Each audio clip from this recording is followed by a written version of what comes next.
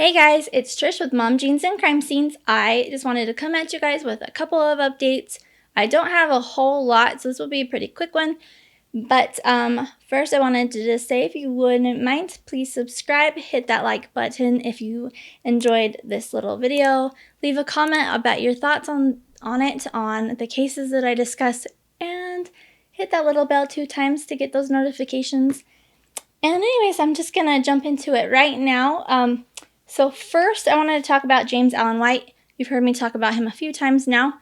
He's super important to me. I'm just going to keep bringing him up until they figure out what the heck happened. But he went missing October 22nd.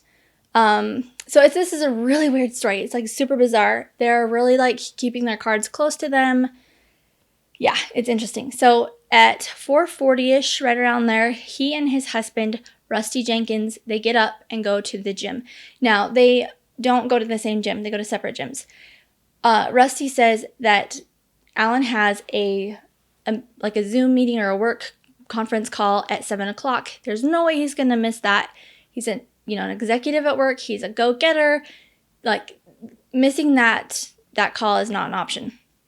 So they go to the gym. Around 5:38, there's video surveillance showing Alan leaving the gym.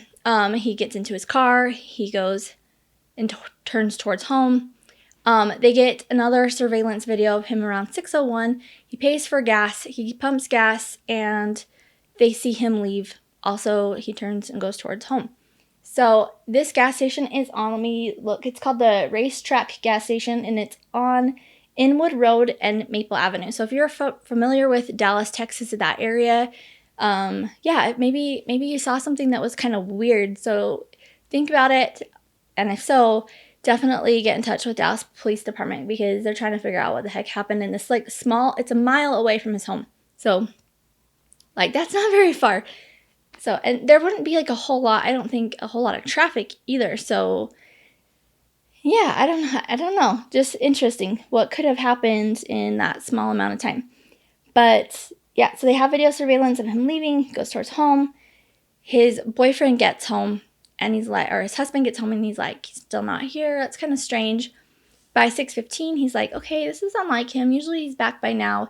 6:30, 6:45, 7 o'clock roll around, and he's just on full-on panic. He's like, okay, he's going to miss his meeting now. He gets into his car and he goes looking for Alan. And he's driving that route, trying to figure out if he was in a car accident, if he broke down somewhere, maybe he forgot his cell phone, what could have happened. He's calling the hospitals, just trying to figure out where the heck his husband could be.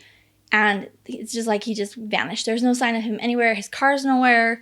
It's just super duper bizarre. But like I said, he did use his he did use his card to get gas. There's proof that he did that.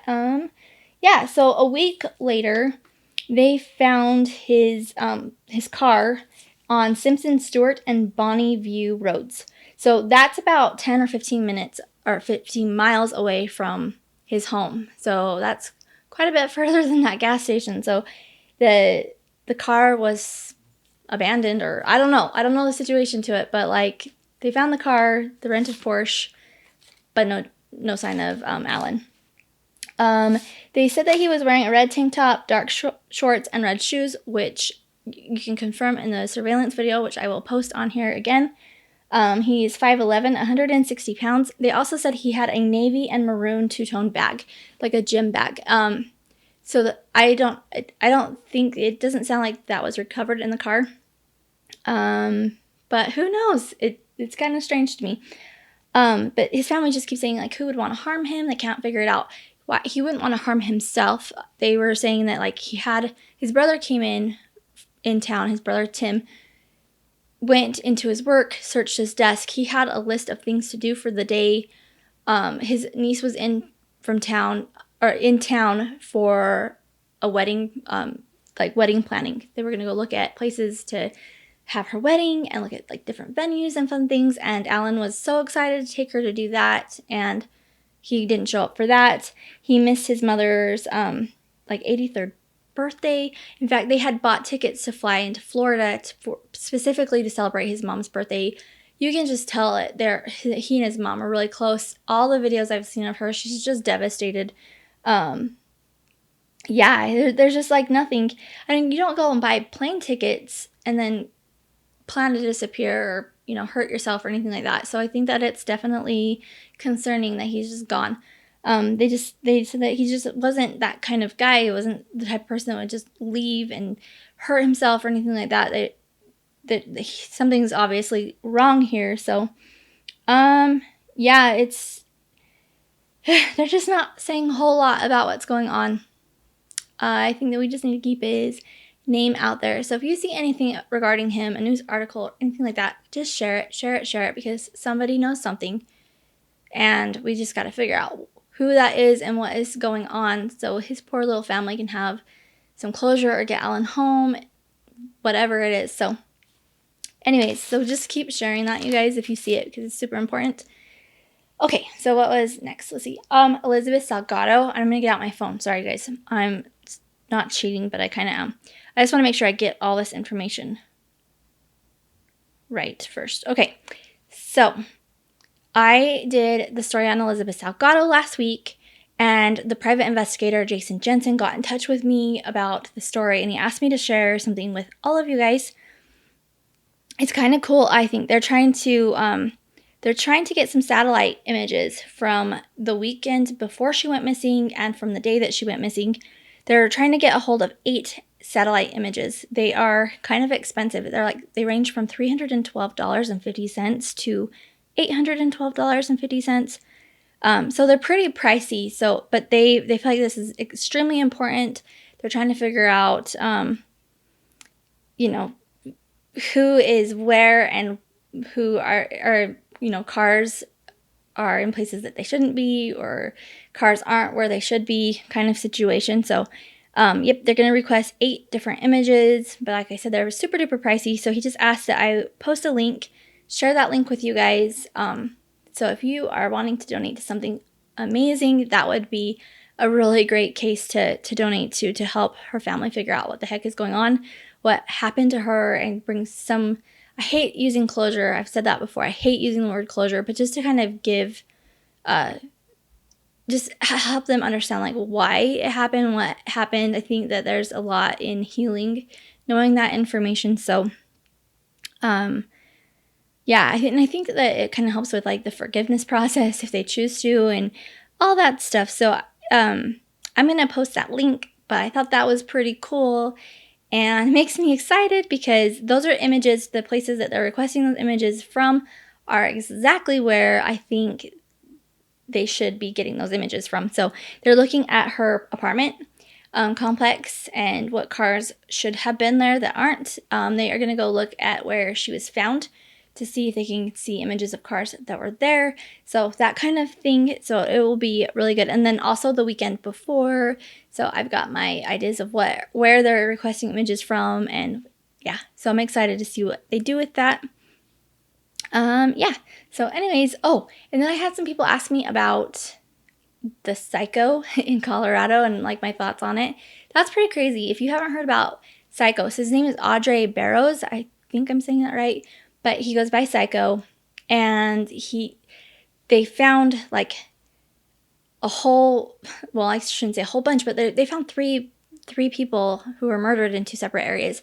So there is a reason that they believed that he was involved with their murders. So they did kind of a manhunt and found him. I think it was like the very next day.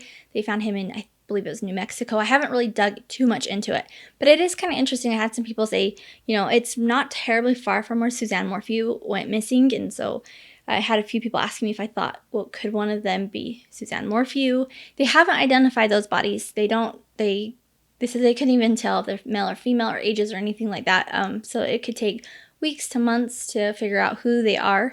I mean, I think it's important that they like open up that possibility. Like maybe it could be her, but honestly, I don't think so. I honestly don't think it is. And I think that's sad. I think that whoever is responsible for Suzanne is probably not, hopefully not murdering a bunch of other people. I think that she just happened to be that person's target. But I don't want to say a whole lot about Suzanne. There's so much information about Suzanne Morphy out there, you guys, and I totally like go look at all kinds of videos. If you like search her on YouTube, there's so many amazing videos out there on her story, and you'll just fall in love with her. But yeah, I would be really shocked if one of those ended up being her. I really hope that they are some missing people and that there will be closure in those stories. From what I understand, there's a lot of missing people in Colorado, so there's something in the water or something there. But yeah, we'll kind of watch that because it's really interesting, 3 bodies and what the circumstances are there, and if there could possibly be more. And yeah, it's just interesting. So let's see. I'm working on some more stories. I've got actually 3 in the works. I had somebody suggest 2 stories to me that are not from Utah, and I'm so excited, and I think that they're stories that will be brand new to you guys. They are very, very, very sad, but I think that they'll be intriguing, and it'll be important to give those stories a voice. And then I'm working on a story from Utah that happened not terribly long ago, and I'm excited to work on that story. So I've got 3 coming up really soon, and I'm way excited. I'm going to be doing some lives soon. Yeah, so if you guys have suggestions on the lives, let me know what you guys want to do with those, because I'm like super nervous about them, but I think it'll be fun. And yeah, so I am going to go to bed now. I hope you guys have a great night, and I will see you guys soon.